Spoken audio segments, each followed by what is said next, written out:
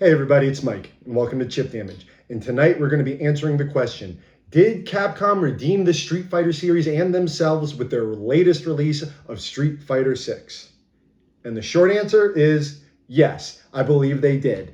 And I want to go into why. I want to talk about why that in this year, 2023, standing amongst other fantastic, huge releases and long-running series, such as the new Legend of Zelda Tears of the Kingdom and the brand new release of Final Fantasy 16 and the remake of Resident Evil 4, all these wonderful games, why I think Street Fighter 6 stands among them as a truly fantastic and special release in a long-running series, and especially after some missteps in the past, I think that this is a game that should be marveled at, really. And as some of you may have seen, I recently did an unboxing video of the collector's edition of Street Fighter 6. And since then, in the last couple of weeks, I've been diving into the multitude of modes that that game offers. It's single player offerings, it's local multiplayer offerings, it's online offerings, arcade mode, battle hub, world tour, all of it. I've been addicted to this game, and I've really been able to kind of dive into the nitty gritty. And I would love to share my experiences with you and maybe answer any questions or knock out any preconceived notions about the game and what I like about it, the few things that I don't, what I'd like to see in the future, because as you guys have seen in my prior videos, huge parts of my collections are dedicated to fighting games. I love fighting games. I think they're fantastic. I think they really test the skill and dexterity of their players. They ask a lot, but the rewards are fantastic. I think they're some of the best games to play locally, to build communities around. I have made friends and bonds that are lifelong due to shared enjoyment of fighting games. They're rich in characters. Fighting games are their characters that you can identify with, get into their lore, into their story, and kind of express yourself with. They're always so expressive and fantastic. So yeah, fighting games mean a lot to me. Street Fighter means a lot to me, and Street Fighter 6 has been making me very, very happy. And I would love for you to join me as we go over in depth my experience with Street Fighter 6 up until this point and tell you what I think about the game. And before I do that, please allow me to ask you to do all that YouTube stuff, like, subscribe, and check out the older videos, guys. I really appreciate it. So let's jump into it, shall we? So yeah, guys, June 2nd, 2023. It was Judgment Day.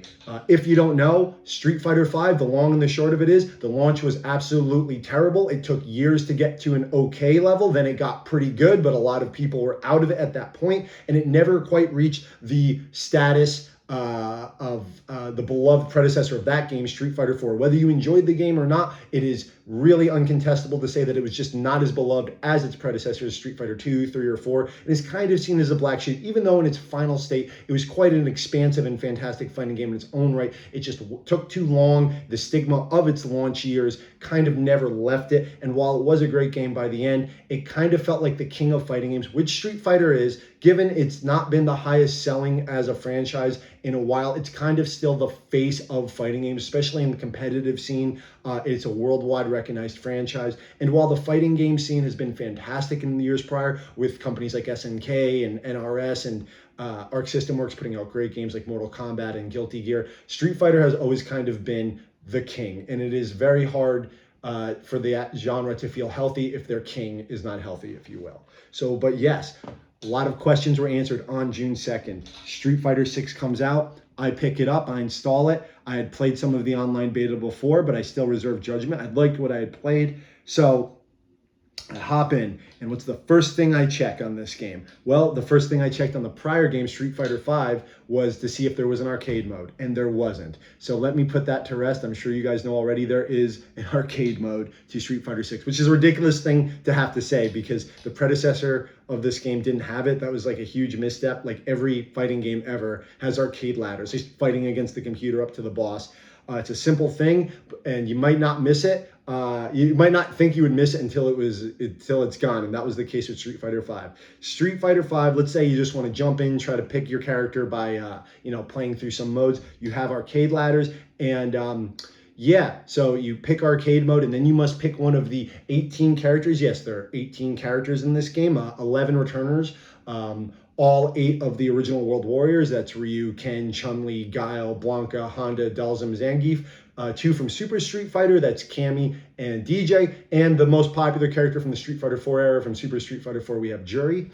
We have a pseudo returner. I guess he is a returner, but he's been overhauled visually. We have Luke from Street Fighter 5 as well. We have brand new character Jamie, the drunken fighter. We have Marissa, the large Greek-Italian woman that fights with hard strikes. We have Manon, the ballerina judoka. We have a relative of T-Hawk. We have Lily, who fights using a very similar style. We have the new boss JP, the kind of replacement for Bison, Seth, and Gil, who uses psycho power in his range. And we have the new character standing right next to me, Kim, who is a personal favorite of mine. Kind of is a mix between Ibuki and Guy. So you pick your character and you go through the arcade modes, and you have the option of doing 5 or 12 fights. If you do the full 12 fights, you will fight the majority of the cast while getting, unfortunately, not fully animated cutscenes, but you do get voiced over artwork, very nice artwork as you play through. And you will play 2 mini games. You will play the Destroy a Car mini game. Street Fighter V famously missing like all mini games in the very beginning. It's just something nice to break up. You must destroy a car using your kicks and punches and special moves, like in the Street Fighter 2 series, as well as Final Fight 1. And then a little later on, if you're doing all 12, you must parry basketballs, as it was in Street Fighter Third Strike, a favorite returning mini game where you must parry basketballs that are thrown at you. Then you beat the boss and you unlock some new artwork. And that is a lovely thing in this game, in the arcade mode. Something I love in doing is unlocking things. There is bonus artwork from external famous like artists, Capcom artists like Bengus and Shinkaro, that you can unlock by playing through the arcade mode in certain ways. You can unlock titles as well for yourself. It's things like beat the arcade mode 3 times, beat it without using continues, beat it a certain amount of times using super moves. And you'll continuously unlock really nice artwork, which is just a nice little bonus to do. But it's just something that has to be said. Unfortunately, after Street Fighter V lacked its arcade mode, it didn't come into existence for like a year and a half, almost 2 years. So yes, Street Fighter V has a fully featured arcade mode for those of you who are interested. But of course, there's also other modes. There's tons of modes in this game. Some of the basics. You have a fantastic practice mode that you can practice your special moves in. The move list in this game is fantastic because it shows you, when you bring it up, it shows the move being performed in a small window, very much like the prior Guilty Gear games, and the best time to use these moves. It gives you a little piece of advice there. So you can go into practice mode, turn on frame data for my more competitive friends to show how long moves are taking to come out and how reactable they are on block and things like that. You can do all types of wild things, just record characters, position them. It's all pretty seamless. In practice mode, you have character tutorials, which are fantastic. They actually teach you about each individual move a character has. There's a general tutorial that'll teach you about the new mechanics of the game, the drive system, which is wonderful because the drive system is one of my favorite things about this game. It's essentially a special bar right below your health that allows you to pull off special moves from prior Street Fighter entries. There's like the critical the critical arts as well, the special moves, which are from a separate bar, the super move bar. But the drive meter allows you to do moves such as drive impact, which is like the focus attack from Street Fighter 4. There is the drive reversal, which is much like the alpha counter or V reversal from Street Fighter 5 and Street Fighter Alpha. There is parries. Parries are back from Street Fighter 3. They're performed a little differently. They're performed by holding both mid buttons. But yeah, parries are back. And there's also perfect parries, which give you a lot of advantage. And these all kind of pull from this drive bar that replenishes as you walk forward and do damage. So it encourages offensive play. And this is all taught in these fantastic training and tutorial modes. They're really great. There's, like I said, individual character guides that'll show you combos and moves properties. Of course, there's combo trials for those of you who really want to torture your fingers and do these really long and arduous combos. Really fantastic stuff. Of course, you have your basic versus mode where you can do singles or doubles, like just a cool arcade, regular one-on-one fights, what have you. Then you have extreme battle, which is very funny, special battles, where like this is stuff that the last game was lacking. You can just set up wacky parameters in your fight. Like you don't win by just knocking the health out of an opponent. You have to trip them 5 times, or you have to throw them 5 times. You could have bombs rain down during the middle of the battle that cause chaos. You could have a bull run across the screen that you have to avoid. Yes, you must jump over a live, like charging bull. you can have electric diodes come down and like shock anyone who's in between them. Like just make these wacky, almost Smash Brothers like battles happen. It's not something that you would play all the time, perhaps, but it's just a nice distraction to do when you're tired of going through arcade mode or hopping online. And speaking of line, of course, there's online in Street Fighter. The fighting game community, fighting games live and die on their online. Really, even if even if you like single player, you must understand that a huge portion of the community just wants to play with people because sadly we're not kids anymore, guys. Not everyone's picking up Street Fighter and Mortal Kombat around the block, and you can't go and play with them. You need to have online to just be able to play with other people these days. In the online, let me say this right now, at the time of this recording, I've done 640 matches, and I've had anywhere between 5 or 6 with lag, only 2 to 3 with lag. I was counting as I was playing. Yes, that do with that information as you will. I do live near a major U.S. city, kind of between two of them. But yes, the online is super smooth. Out of the 640 matches I've had, I would say 6 have had lag that is noticeable and 3 where it's very detrimental to the match. It is incredible. That is an incredible ratio. The online is smooth as silk. The finding of a match is incredibly quickly in both ranked and casual, which you can search for at the same time. Literally, I'll end a match, go back to the menu, and before I can count to 10, I'll have the option to enter another match. And it is just fantastic. And you have the basic features such as casual ranked matches, and you can make custom rooms, which is very cool. And it is just as smooth as silk. This was a problem with Street Fighter V's launch. The online was not smooth. A lot of Japanese games, fighting games in particular, struggle with this. Street Fighter and Capcom knew they could not mess this up. So on day one, when I put like 50 matches in, I had 1 with lag. And I feel like that's the general experiences I've had with other players that I've spoken to, friends as well. Like that online is solid. They did 2 beta tests and a demo, so I guess they wanted to they did enough work to make sure that it was good. And I would say it runs fantastically. So for all my online homies out there, fret not. This game runs smooth as silk. And of course, is a good thing to note, this is a cross-play game, as in people who have the Xbox series of consoles, the S and the X, as well as PS4, PS5, and PC can all play together. You can disable the ability to do cross-play and only play on your particular console, but I would never see a reason to do that. I have cross-play on all the time. It doesn't seem to affect the the smoothness of the match, the online capability. But yeah, guys, so that's the nitty gritty of it. The arcade, the practice modes, the local, and the online. But what else does it offer? What's special about this? And there are 3 main areas in Street Fighter 6 when you turn the game on. What we went over just now, that is all under the fighting ground heading. When you hit fighting ground, it brings you to arcade and practice and online and all that stuff. But the middle option, when you turn it on, of the 3, is going to be the Battle Hub. Now, what is Battle Hub? Battle Hub is a 3D menu, much like if you're familiar with Dragon Ball FighterZ, where you can kind of wander around using a custom created avatar to interact with other custom created avatar to do casual matches or ranked matches. During all of it, like while in the hub, you can also continue to search for rank and casual matches. This is something to do kind of in the middle. But the Battle Hub is kind of like this area where, as an avatar, you can go around and do special events. You could sign up for tournaments, which is still down at the time of this recording.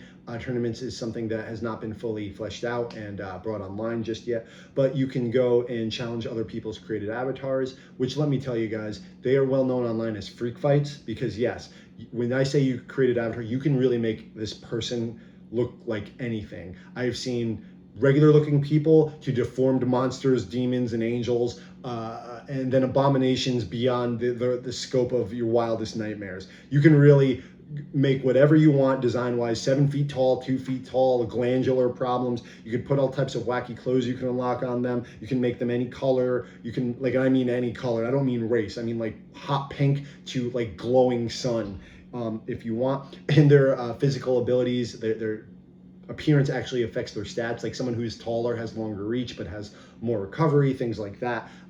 That actually is brought into account. So obviously you can't bring your avatar into ranked matches, but it is really fun to just fight casually with other people with your freaky fighter. But around this Battle Hub, around this interactable, walkable menu, you have other fantastic features like the classic game area, which I can't express how cool I think this is. As a person who loves classic games, retro games, if you want to call them that, I think this is one of the best things Capcom can do. Capcom may have one of the greatest catalog of retro and classic games ever, greatest catalogs of games ever, period. And they did something very neat. Whenever you're in your downtime, you can walk over to a literal in-game arcade and play some classic Capcom games that rotate on a daily and weekly basis. Yes, you can literally take your avatar to a cabinet in the game and play a full game of Street Fighter 2 if you want, as an example. As of today, I've seen the game Street Fighter 2 pop up, Street Fighter Alpha 2. I've seen Final Fight, that seems to be a stalwart there. More obscure games like Magic Sword, Capcom's first game, Vulgus. A lot of shooters, but you also have games like Super Puzzle Fighter. They are all fully playable for no additional charge in the Battle Hub. They rotate daily and weekly, like I said, so you have to catch them when they're there. And it is just so neat that in the downtime, I can go play Street Fighter 2 Hyper Fighting just because it's there. So this game, I believe there's 15. I think there are 15 ROMs or emulation. I think they're running on the RE engine, comparable to the Capcom Arcade Stadium. Just in that game for your downtime. That's just something to do. And that's what this game, I want to emphasize, is really special, doing something really special with. Whenever you are on your cooldown, you just don't want to fight, but you kind of still want to be in the game, as it were. When let's say you're tilted, you want to kill some time. There's so much stuff to do. And one of the coolest things to do is to enjoy some of Capcom's history by playing some of these classic ROMs that are always there. And it's always interesting to see every day what's popping up. I hope they continue to add to it and surprise us with that. But I can't think of many other games. There's like classic unlockable games in future entries of series, like in the past, or on bonus disc, but minimum, the amount of ROMs, I believe there's, like I said, 15 games just there for you to play. That's unheard of. And they're the full games, guys.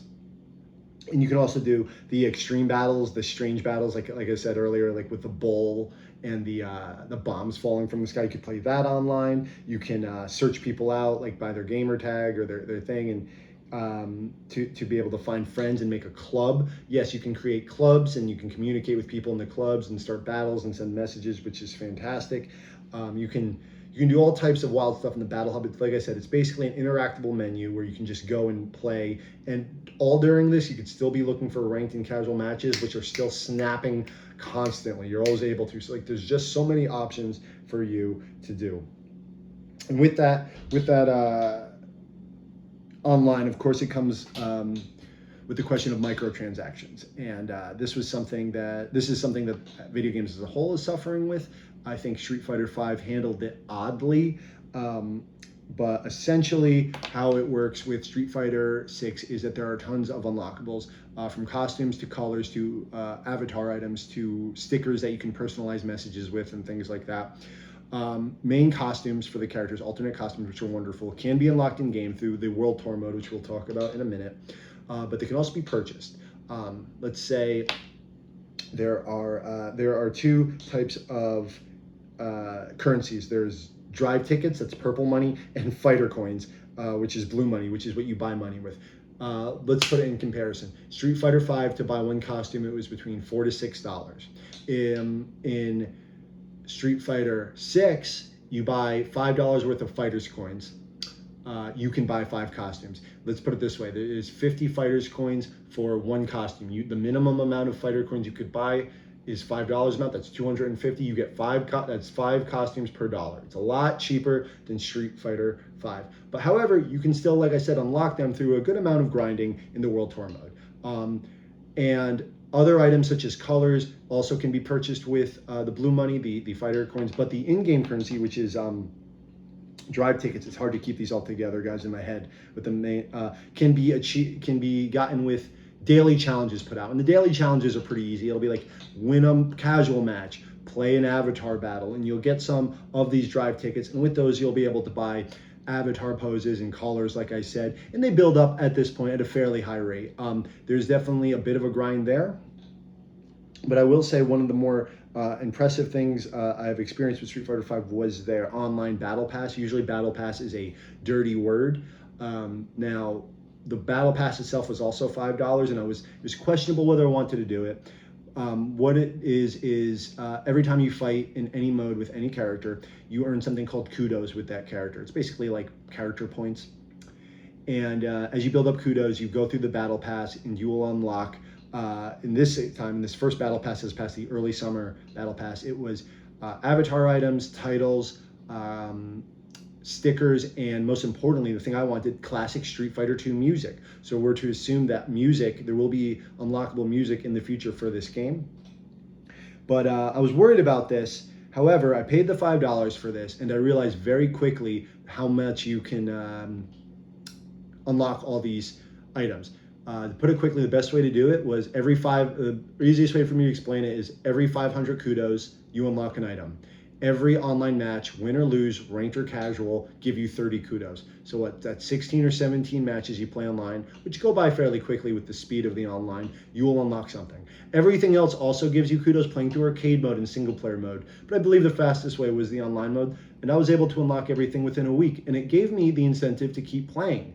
And at the end of it, when you unlock everything, you're able to earn the usually paid for fighter coins, the blue coins, up to $5 worth. So you get the money kind of back that you paid if you keep playing. After all the prizes, you can unlock $5 worth of in-game currency to buy more costumes with, as well as these exclusive items that you got through the battle pass. So for $5, it wasn't bad. I ended up getting like 3 classic Super Street Fighter songs, a bunch of avatar stuff, and I unlocked enough money to buy 5 additional costumes for the main roster. It sounds like a lot, guys. It sounds like it's still a little swindly. Microtransactions are a terrible thing in games. However, I think Street Fighter 6 is handling it pretty good. And all they really want you to do is play. And it doesn't even really want you to win. They just want to keep you hooked, which I know it's like a terrible thing to say, but that is the age we're in. But I would have been playing this game anyway because I'm having so much fun. So I'm like, $5. Here you go, Capcom. You've earned it. So that kind of sums up the Battle Hub. But let's talk about the big new feature in Street Fighter 6, something that everyone was kind of curious about. And that is the World Tour mode.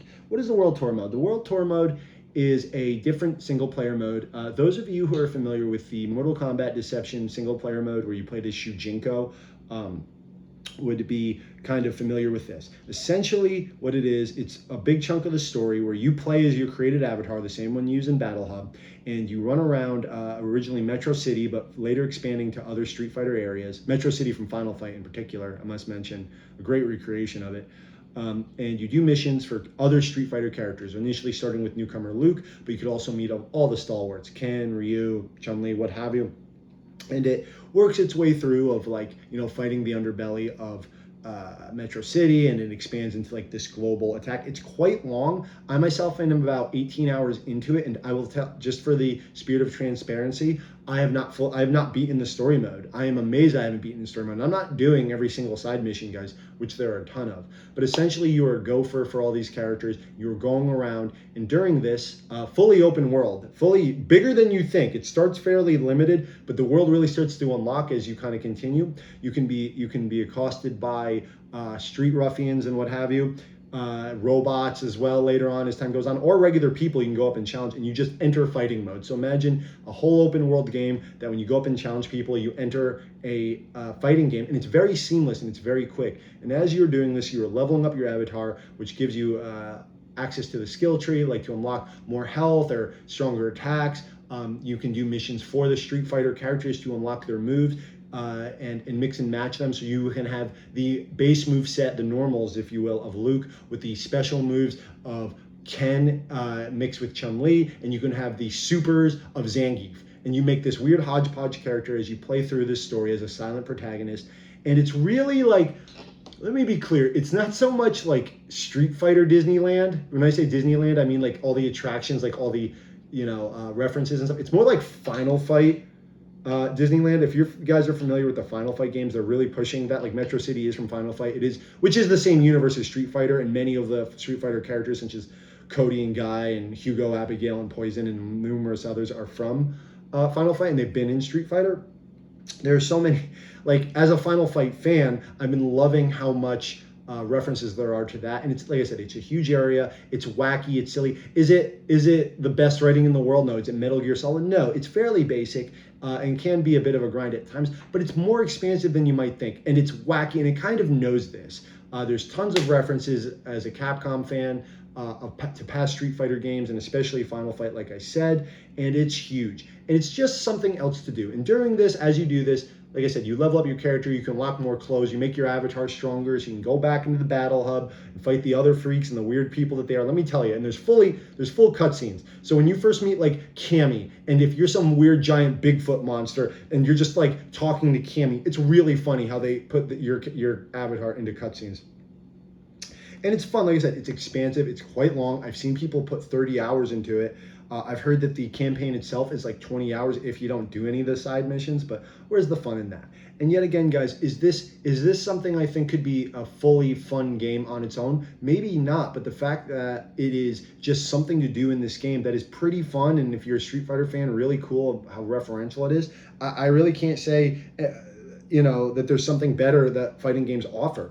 It's better than that old Deception mode. It's more expansive than any single player content that I've ever really seen in a fighting game, because it's in addition to the stuff that you can do in the fighting ground, the arcade mode, unlocking artwork and music, which you also do in the World Tour. There's additional, as you build bonds with the Street Fighter characters, you unlock more artwork and things for your avatar and just music and what have you. And that's also a way you can unlock costumes. If you really get buddy with, say, Zangief, he'll give you his costume for arcade mode or online.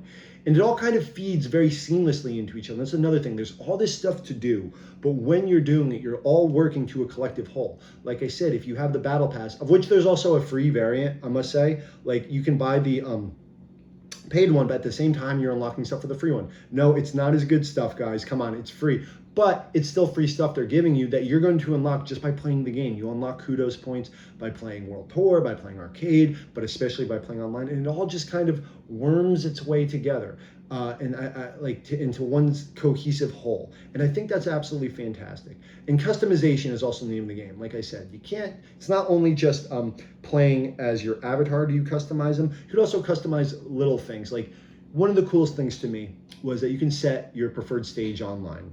If you set your preferred stage online and you encounter someone else who has a different preferred stage, you will be playing on your television the stage. You will see the stage you set, and they will see the stage they set. So you could be in Blanca's jungle, and they could be in Ryu's Japan temple at the same time, in the same exact match. You just see different things. So you're not always seeing the same stage, or if you want to see one stage over and over again. I think that's so cool. The card that pops up when you encounter someone, they say like, here comes a new challenger and you're playing as Ryu. Right now there's some limited options where it's not just all the same picture of Ryu. It could be a 16-bit picture of him with a splash image of the background of lightning or fire. Little customization options that really kind of make the character that you're playing as your own, even if they're not your own avatar. Like, if you're Cammy, you can make your own little card, and I think that's and always play on the stage that you want to be on. And I think that's just an absolutely fantastic thing. And as I said, it is expanding. I've unlocked some music, I've unlocked some more stuff, some stickers.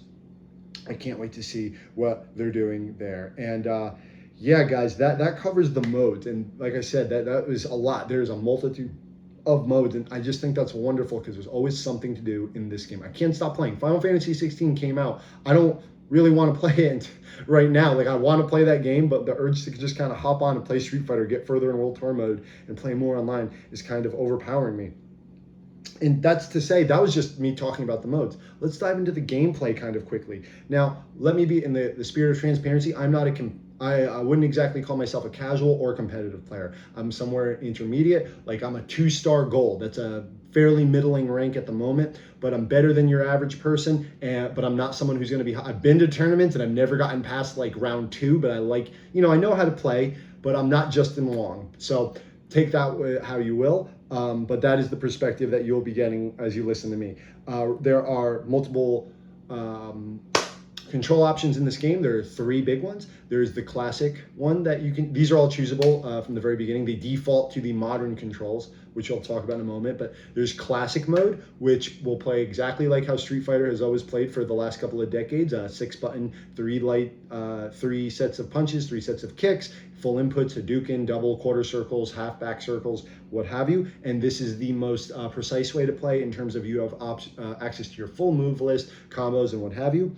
Then there's the somewhat controversial modern control scheme, where it makes it more like Smash Brothers, where, like, let's say it's quarter circle for Hadouken with Ryu. Everyone knows that. Down, forward, punch, is Hadouken, it would just be forward punch and you throw the Hadouken. However, you don't have full access to the full move list. Let's just say that's only medium Hadouken, which for more advanced players, you know what that is, but for the less inclined, there's 3 speeds of the fireball that the Hadouken that Ryu throws: slow, medium, and fast, depending on the strength of the punch that you hit.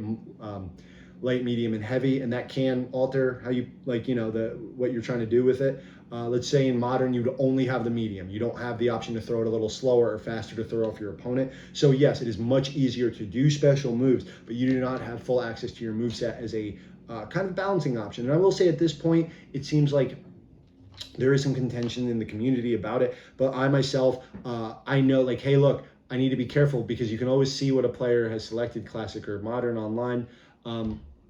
I need to be careful because I know that their special moves can come out fast, but I also know that what I am seeing is all that they can do, and they probably don't have a trick in store for me.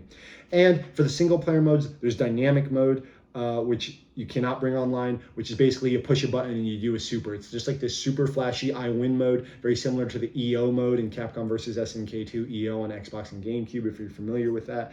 But I have yet to actually play with that more than 5 seconds because you can't bring it online, and it's not exactly fun to just like win by hitting buttons. So yes, those are your 3 control options. So if you're an OG, you want to play with Classic, I play with Classic. I'll down forward quarter circles are like ingrained in my thumbs. I don't even think about them. If you're new, if this is going to be your first Street Fighter, you have modern, so you could do a dragon punch, or you can DP, whatever you want to say. The Z motion, the difficult dragon punch, by hitting like down punch, you have it. That's a good starting point for you. Or maybe you want to take it as far as you can. Maybe you become a diamond ranked person with that. But those are the modern controls.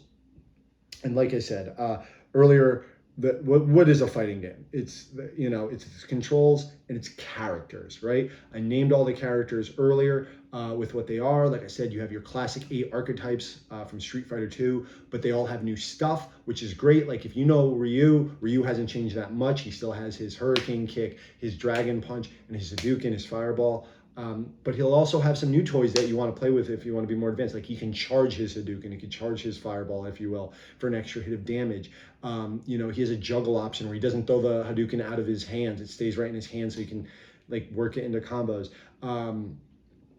People like Honda can charge up their sumo slam by like praising the sun. Like it adds a whole level of depth while not fundamentally changing these classic characters for the better. And they all look great. Let me just say, some of these costumes are the best designs I've ever seen in the Street Fighter universe, particularly Cammy and Juri. Not for thirsty reason, guys. They're some of the coolest outfits I've ever seen. But fortunately, if you really want them, the alternate costumes are all their classic looks, what have you.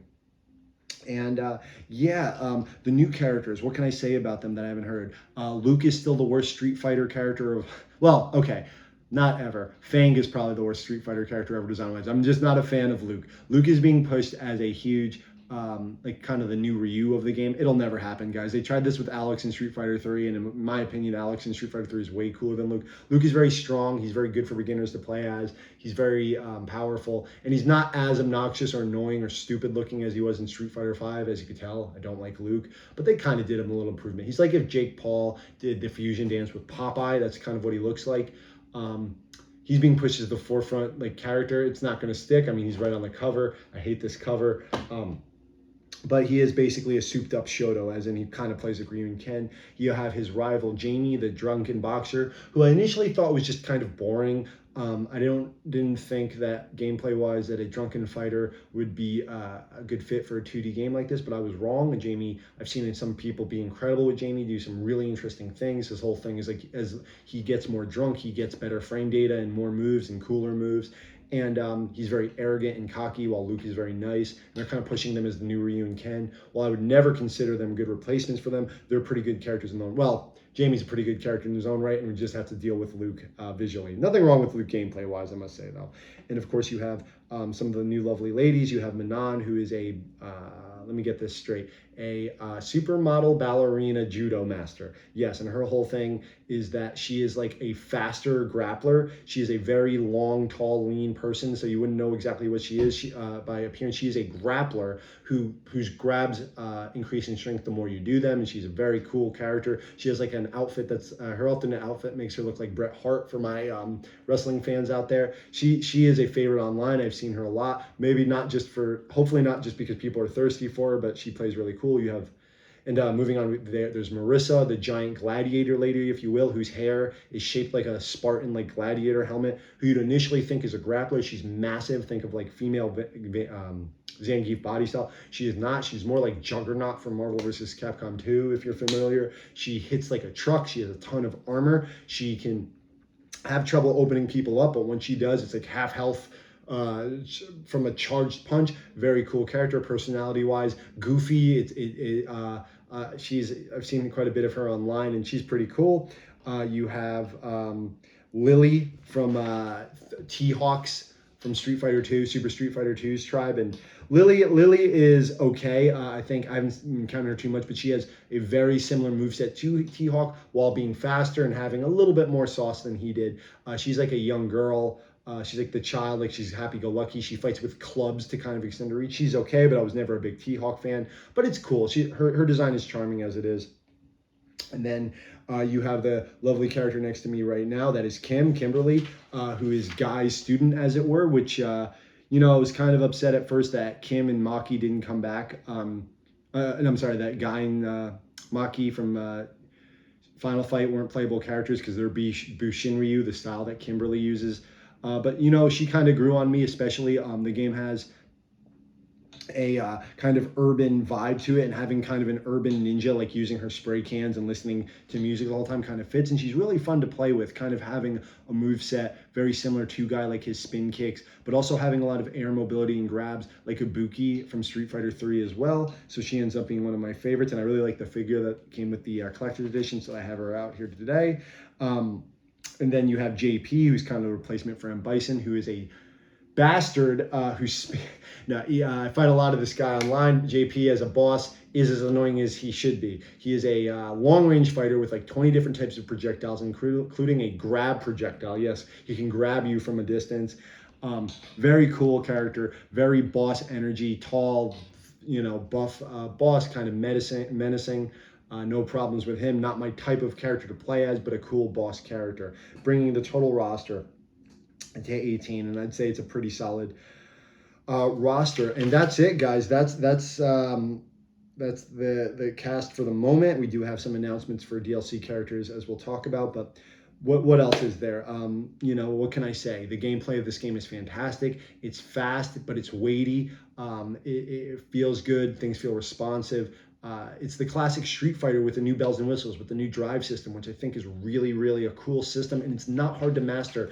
You can kind of go in and ignore it, then you slowly learn it and you want to do it. And it's very satisfying to use. I think the problem with Street Fighter V's V system was that every character kind of had their own individual thing, and it kind of made experimentation not as fun because like all their cool moves were locked behind V trigger. And that was like a weird and rare resource to kind of manage and learn two of for every character. So now that everyone has like kind of this universal thing with 5 different options, like 5 different techniques come from the drive gauge. Like you can kind of focus on the ones you want to and customize your play style with your character. I think it plays wonderfully, especially with the cast that they've given us. And I haven't had enough. Like I said, spirit of transparency. I've put about 15 hours into the World Tour mode, which I have not beaten, which is fun. Over in my total of 75 hours of gameplay time, most of that has been online with a good chunk in arcade mode, between ranked and casual. And so I've really jumped into all of this, and all of it has been surprising me. I've really enjoyed it. Is there anything I don't like though? Nothing's perfect, right? World spins on a tilted axis. Let's talk about the cons. Number 1, this cover. Yes, I hate the cover of this game. And this is a subjective. I'm sorry for all my Luke mains out there. They're really pushing Luke as the main character, but I don't think like someone who is new to fighting games will see this guy on the cover and go, yeah, that's the game I want because I love Luke. I don't think Luke's gonna stick. I think it should have been Ryu and Ken on the cover at the very least, or more characters like an ensemble.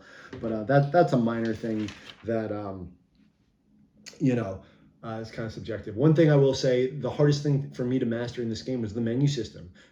Right in the tutorials of the game, they'll say there are 3 main menus. Yes, you must cycle through a minimum of 3 main menus, of which there are various sub menus in. Whether you're in World Tour, Battle Hub, whatever, what have you, it can be a pain. An example is the game defaults everyone to modern controls in the very beginning of the game in every mode. You must individually set, if you want classic, individually set all your characters to classic controls for each of the modes, including the World Tour and Battle Hub and online. And that's and it was actually a little hard to kind of navigate and to kind of customize like my Cammy. Let's say if I'm playing as Cammy and I want to change the card that appears when someone fights me online. That was a little hard to find, and like this is a problem that isn't easily solved. There are so many options and such customization that how else could you do this than to divvy it into many submenus? But I will say it took me a number of days to really, maybe a week, to kind of know, to be able to go and want to do something and go directly into the menu that accesses this without making a mistake and having to back out. It is a cumbersome menu, but there really isn't any way that I could improve upon it, so I can't criticize it too much.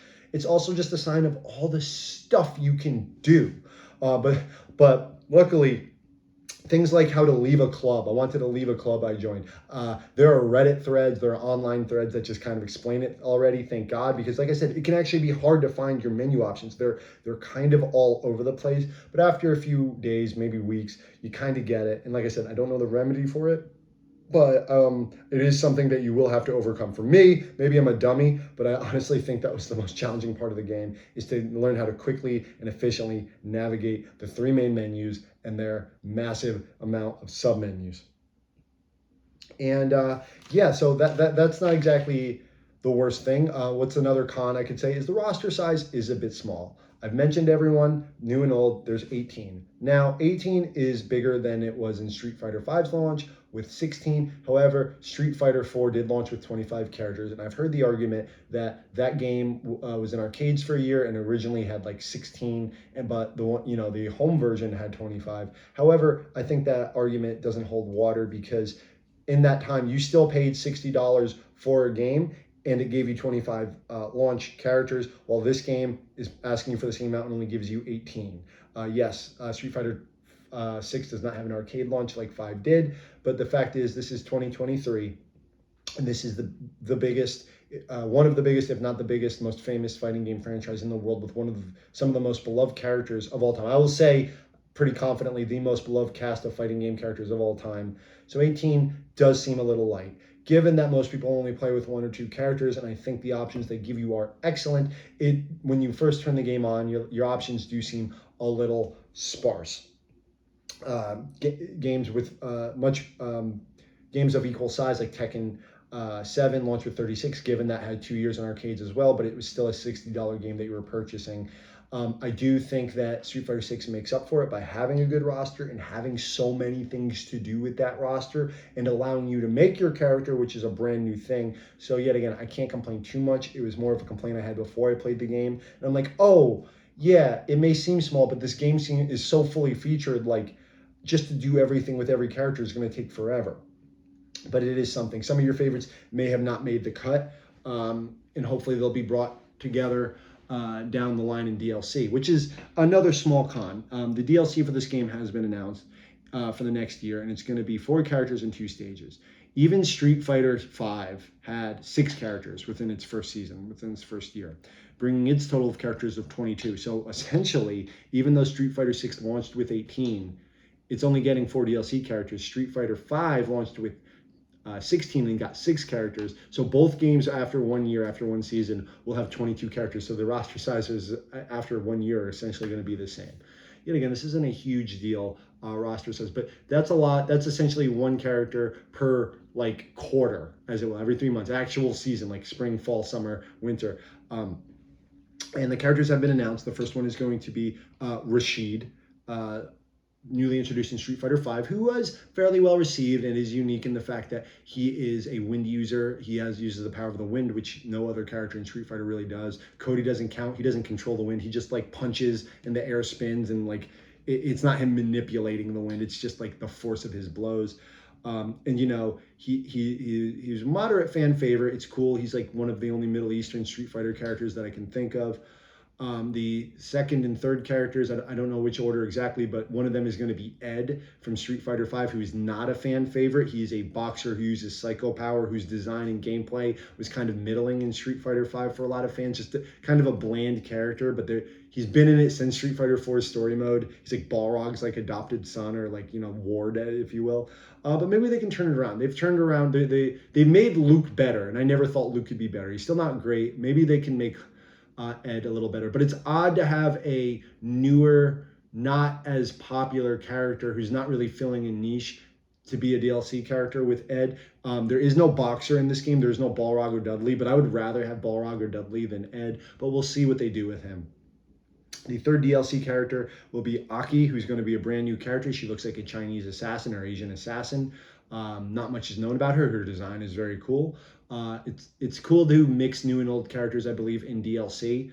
And that new characters are coming, so I really can't comment on it. I'm gonna have to move on to the fourth character, who's not probably coming out for nearly a solid year at this time, and that is Akuma. They made us pay for Akuma again, guys. So Akuma was a DLC character in Street Fighter V. It stinks because he's a stalwart, he's a mainstay of the series, he's everyone or many people's favorite character, and we're going to have to wait nearly a full year to get him, and he is going to be DLC.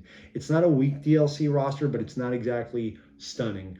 But I think the amount of time we have to wait per character is a little sad. I mean, King of Fighters 15, while definitely a downgrade in the visual department and the richness of character department in terms of like graphically not as impressive as Street Fighter 6. That game still launched with 39 characters, and we got 12 characters in its first season, bringing the 12. Actually 13 characters because a free one was given. And maybe they'll do something like that with Street Fighter V, but I really don't think so. That's just another point of comparison. Like I said, King of Fighters 15 had a lot of problems with content and online, but it launched with an immense and fantastic roster, and within that first year, added to it substantially. They gave you 13 more characters. And in Season 2, even still, it's giving 7 more characters that we know of, including a free one. So Street Fighter's DLC lineup is somewhat disappointing. I will say that. All these characters may end up being fantastic, and I think they're going to add a lot to the game along with the 2 new stages, but it's a lot to wait for that first year. However, the caveat to that, or the counter to that, is we have a lot to do in that first year. We have an amazing fighting game with a lot of single and multiplayer content and hopefully small updates with like battle passes and things like that to keep us content until that DLC finally reaches us, because I just love a big character roster, guys. Let me tell you, when I turn on like Marvel vs. Capcom 2, which is one of my favorite fighting games, one of my favorite things to do is just look at the roster, or Super Smash Bros. Ultimate, just to like look at all these characters and options. I'm not going to play as all of them, but it's just like when I hit arcade mode or I go online, I'm going to be seeing wildly different things, and I'm going to be kept on my toes, and everyone's brought together. I just love big character rosters, so the middling size of this game and its DLC roster could be considered a con. However, I only play as 2 characters most of the time anyway. Like most people, it's fun to play as them all, but you can only master, unless you're some freak, some amazing player, as 1 or 2 of them, and I was easily able to find my favorites at the moment, so I can't complain too much. And yeah, so like we're going to talk about something we don't usually talk about on Chip Damage. We're going to talk about a touchy subject that I've seen brought up with this game since pre-release. And I need to preface this by saying that I'm a very apolitical person. I keep myself out of the realm of real world news unless I absolutely need to. I'm too much of a shut-in playing video games all the time, so I really don't have an opinion or care about it too much, but I must address the question of, is this game what money would consider woke? Is this a diversity first game? Because in my own experience with media, I think there's a right and wrong way to do it. There's a natural feeling way to do such things, and there's an unnatural way to do such things. Shoehorning certain ideas or agendas into your favorite media. It could be very jarring. It could make you very uncomfortable. And I want to talk about it because that was a concern leading into this game for many. And I'm happy to announce that I don't see any problem with this game. This is, of course, coming from the perspective of a white dude in his 30s, but like, I can see where maybe some people would think that with like some of the character designs, but Street Fighter has always been a worldwide thing. Street Fighter has always been plucking a character from every continent or many continents and bringing them together, and they're all wacky and they're all kind of stereotypical, but everyone's kind of cool and wacky at the same time. Like, oh, this is stereotypical, like to have the sumo fighter is Japanese and the Chinese fighter, she's wearing this, but it's like everyone's kind of doing that. The American is like ultra militaristic and all that. It's always in good nature. It's always fun, and all these characters are cool and wacky and exaggerated at the same time. And I think Street Fighter 6 does a really good job exemplifying that. Of course, Street Fighter 6 is going for a more urban vibe, which I think is absolutely wonderful. The vibe itself is not what I would say is hip hop as Street Fighter 6 Street Fighter 3 was. That was specifically the hip hop vibe. I'd say Street Fighter 6 is more urban in general, more like Metro City. Yes, like the character selection theme, which is fantastic, is a really upbeat rap song. But like it's more about like just general like downtrodden, going like New York City slums, Chicago S slums, uh, kind of vibes through the whole thing, like a rough world. I think that vibe is fantastic. I think the new picks of the roster are a diverse and fantastic cast. At the end of the day, for those like who are thinking that not everyone's getting represented or that certain minorities are being represented more than others, I really don't see that. I mean, they put Luke on the cover. He still got, and I hate this guy. And like, so, to say what you will with that, but characters like Kim, who is strictly African American, the first African American female character, she's a great addition. And when I say African American, of course, I mean a black person born in America, as like Elena is an African warrior and Dudley is English. But I don't feel like this character is a stereotype. I don't feel like they're shoehorned. I think she's a great fit, a really positive fit for it. There are concerns that like Marissa, who is a big, strong, like buff woman, is trying to push certain agendas, but she's not. Her character isn't that. She's like this lovable goofball who's like overly friendly and like wants to find a spouse. So she holds a tournament and like Zangief wins. So now she's like obsessed with like marrying Zangief. And characters who are like another tall, somewhat muscular female like Marissa, who may be giving certain vibes of certain certain promiscuities and stuff like that. No, she's a really cool character. She's a very self-confident character without being obnoxious about it. Still like a friendly character. I think all of them are fantastic additions. I don't think that they are shoehorned at all. I think that Street Fighter has always been a diverse cast. I think they all add something fantastically there. I mean, I could see that the character that you first meet when you turn on the game, Eternity, kind of pushing agendas in some people's eyes because their gender is kind of ambiguous and kind of flashy. But I kind of just see, and this has been said before, Ruby Rod from The Fifth Element, which is a funny, really funny character. I will say it is inclusive without having anything forced unnaturally. I mean, hell, the only problem I have with the game is I kind of wish Luke stayed in Street Fighter V. And that's not to say I am not someone who thought that all of the characters in Street Fighter V being blonde people was bad. I'm like, not just because I'm a blonde dude, but it's like, a lot of Street Fighter characters just happen to be blonde. Like Birdie's blonde. What do you want to say? Like, I think that Street Fighter V just had an odd set of characters included. And I think the brand new characters in Street Fighter 6 are some of the strongest new characters in the world. Street Fighter 4 had some good ones like Gouken, but certain ones like Hakan and Rufus, they ain't coming back. Or Abel, I don't want them to come back. I'd rather have our new cast in this. 5 had some great new characters as well and some stinkers. I think Rashid and Laura were great designs that added something. Like I said, wind powers with Rashid and electric grappling with Laura. I think, however, characters like Nikali were boring. It's just like another Central American jungle man with long red hair. Like that's just a lesser Blanca. I think Fang is the worst character design of all time in Street Fighter. Not fun to play. I think Ed is weak. I think Falk is weak. However, I think G was fantastic. So like it was kind of a mixed bag with Street Fighter V's new characters. I think for the most part, all of Street Fighter 6 new characters are great, diverse, without feeling forced, mostly fun to play as, other than like Lily, who I'm not having any fun with. Everyone's natural. There's no like, oh, these characters are better than the old ones. Like I said, they are pushing Luke and Jamie to the forefront to be kind of the mascots, but they're not stronger, let's say canon-wise, than Ryu or Ken were in the story. Like these are the newcomers, and they respect that they're newcomers, and I think they fit really well with the World Warriors. Remember, it is the World Warriors.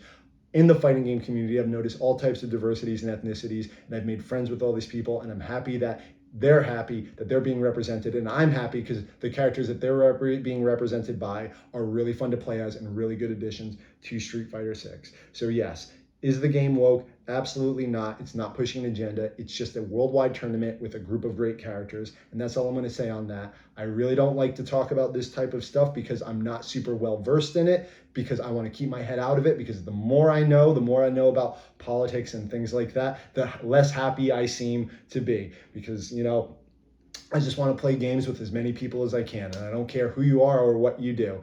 I think everyone deserves to have a good time. So yes, Street Fighter 5 or Street Fighter 6, should I say, is it in that direction? Absolutely not. And if you have a problem with it, maybe the game's not for you, but I want you to give it a shot because I'll tell you, this is one hell of a fighting game. And that's really it, guys. That's what I want to talk about with Street Fighter 6. And to answer the big question, am I happy with this game? I think that's self-evident. I fucking love this game. I can't stop playing. There's all these big releases coming out soon. Like I said, I just got Final Fantasy 16. Probably not going to play it for a little bit because I would only be thinking about Street Fighter 6. I'm worried that in August when Armored Core comes out, Armored Core 6, which I love that series and that company, like I'm probably still going to be playing Street Fighter, trying to rank up, trying to get better at the game. For the first time in years, I want to be better at a fighting game. Consistently. Like I said, the last generation was fantastic for fighting games. I put tons of hours into Soul Calibur 6 and Samurai Showdown and Tekken 7, but in particular, Capcom just didn't feel healthy. Street Fighter 5 was not what it should be. I played it quite a bit, but not nearly as much as I did its predecessors, Street Fighter 3 and 4. Marvel vs. Capcom Infinite was abysmal, and I didn't play that nearly as much as Marvel vs. Capcom 3, or one of my favorite fighters, Marvel vs. Capcom 2.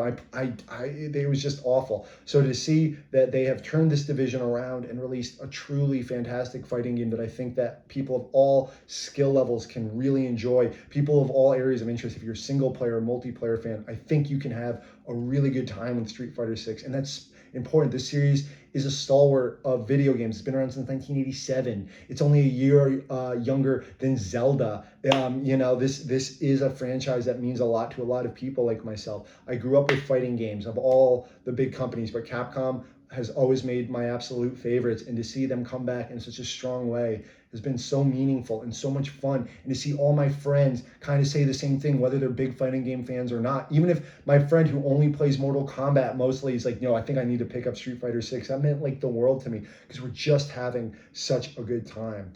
And that's all I have to say is I honestly think this might be my GOTY by the end of the year. I know that's crazy to say, and here with such grand epics as Zelda and Final Fantasy, but am I going to create the memories that I am creating now with my friends playing this game, the absolute levels of joy and defeat that I'm feeling? I don't know if I can. Just to see like my characters that I grew up with, Ryu and Ken and Cammy, just like in this new design. It's so fantastic. What do I want for the future of this game? More characters and stages. If you just give me that, some classic music to unlock, which they've already begun, I'll be happy. I want this game to have a 75-person roster in 5 years with 40 stages and selectable music from the whole thing. That's what I want. I don't want them to change a thing gameplay-wise, just more, bring everyone back. You know what? Freaking not Fang, but like C Viper, who I also don't like, bring her back. Where's Dudley? Where's Dudley, guys? We need to get Dudley. I want Elena, my main from Third Strike. I want her back. I want them all back, and like just to have fun and to see the community accept this game kind of universally so much has been fantastic. To oversee the few shortcomings it has, to see the strong online, the strong single player content, the great cast of characters is just something that I don't think we have seen since 2009 with Street Fighter 4's launch. And that's what, at least in the Street Fighter realm. And that's it, guys. That's what I have to say at the end of the day about Street Fighter 6. We are living in a gilded era, us fighting game fans. We have such great things coming and such great things right behind us. I mean, leading up the last couple of years, like I said, Samurai Showdown's in a good place. King of Fighters is in a better place. Mortal Kombat 1 is coming out, hopefully kind of redeeming some of the gameplay flaws of Mortal Kombat 11, which still had some great content in there, guys. Tekken 8 is about to come out, following out Tekken 7's fantastic run. Soul Calibur 6 may be over now, but it ended up in a fantastic place content and gameplay-wise. Fighting games are in one of the strongest places ever. We're probably never getting another Marvel vs. Capcom. Thank you, Disney. But at least Capcom's other fighting game, its main fighting game, is strong. Thank you, Monster Hunter, for giving Capcom enough money to make all these fantastic changes and upgrades. I don't play Monster Hunter, guys, but the money from that and Resident Evil has really put Capcom into this renaissance that's been talked about so much online. Resident Evil is great. Devil May Cry is great. Ghosts and Goblins got a really good game. Like, Street Fighter's in like the best place it's been in years. They're releasing multitudes of collections of Mega Man Battle Network and the more obscure Capcom fighting game collection. These are all great things we're getting from them. And I think it's all because of Monster Hunter and Resident Evil dollars. So thank you for that. But my most beloved Capcom franchise, my Street Fighter Fighter is doing well, and I cannot wait to see what they do with it next. I'm going to be fighting the streets, guys, I think for a very long time, and I hope you'll join me. So please ask any questions in the comments below. I'd really enjoy to know your thoughts on this game. If you've played it, if you're hesitating, what's holding you back. If you didn't like it, let me know. Maybe this isn't the game for you. Would you like to see more videos where I go in depth on this? Because this is quite a long video where you just hear me talk. I'd like to know. This is my favorite part of this, the interaction with you guys. Let me know, what do you think of Street Fighter 6? Hope you liked the video. My name is Mike. This has been Chip Damage, and please take care of yourself.